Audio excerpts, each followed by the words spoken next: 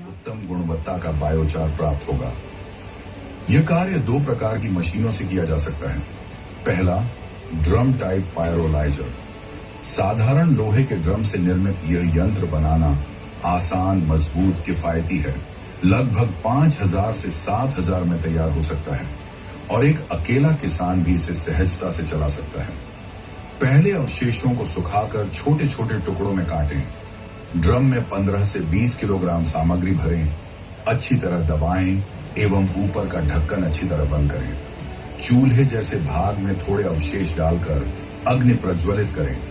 कुछ ही समय में चिमनी से सफेद धुआं निकलने लगेगा और लगभग आधे से पौन घंटे में यह धुआं काला होकर फिर रंगहीन हो जाएगा। यह प्रक्रिया पूर्ण होने का संकेत है। तब चिमनी फ्लैप बंद कर दें। यंत्र को 2 से 3 घंटे तक ठंडा होने दें। उसके पश्चात ढक्कन खोलें। यदि बायोचार में आग लगी हो तो पानी उपलब्ध रखें। उपयोगी बायोचार लगभग 5 से 7 किलो तैयार हो जाता है। इसके पश्चात यंत्र अगली खेप हेतु तैयार किया जा सकता है। दूसरा, बॉक्स टाइप पायरोलाइजर, जिसकी अनुमानित लागत 30,000 है। इस यंत्र की विशेषताएं इस प्रकार हैं। यह यंत्र ट्रैक्टर की 3 पॉइंट हुक असेंबली के माध्यम से उठाकर सीधे खेत में ले जाया जा सकता है, जैसे कल्टीवेटर।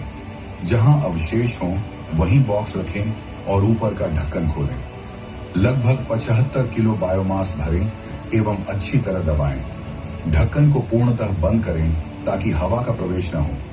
चिमनी फ्लैप खोलें, नीचे की भट्टी में ईंधन डालें और अग्नि प्रज्वलित करें। थोड़ी ही देर में चिमनी से सफेद धुआं निकलने लगेगा और आधे से पौन घंटे में वह काला एवं फिर रंगहीन हो जाएगा। यही संकेत है कि प्रक्रिया पूर्ण हो गई है। अतः अब चिमनी फ्लैप बंद कर दें। यंत्र को 2 से 3 घंटे तक ठंडा होने दें।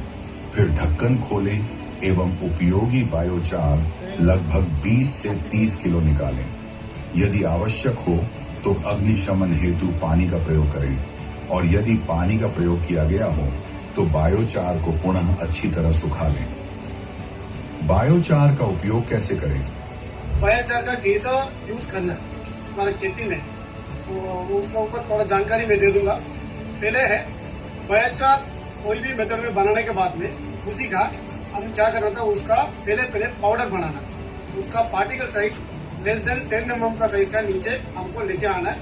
वो कभी गीला रहता तो प्रोड्यूस करने के बाद में उस टाइम पे उसका हमको थोड़ा सा पाउडर बनाना है और उसका क्रश करके पाउडर बनाने के बाद में उसका पानी में 3 दिन का हमको उसमें डुबा कर रखना पड़ेगी।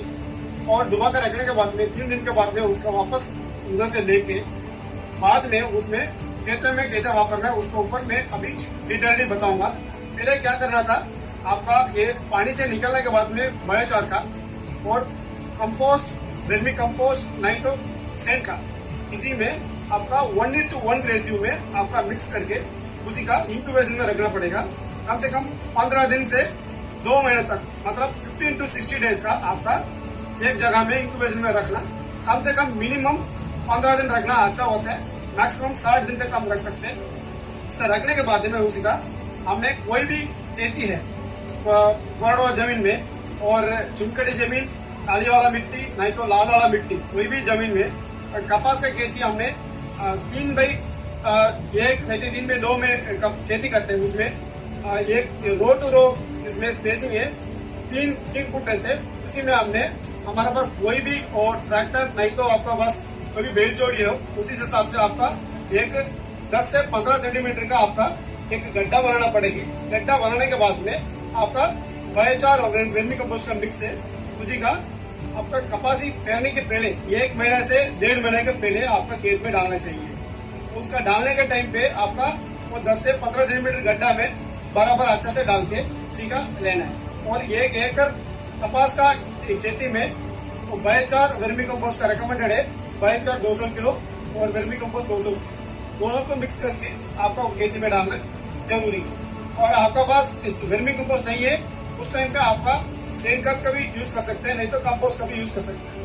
ऐसा करके आपने किया तो आपका कंटिन्यूसली आपका 3 से 5 साल आपने एक ही जगह में आपने किया तो आपका सेंद्रीय कार्बन, आपका मिट्टी का सेंद्रीय कार्बन एग्जाम्पल आपका पहले 0.4% मतलब उसका 3 साल से 5 साल का अंदर आपका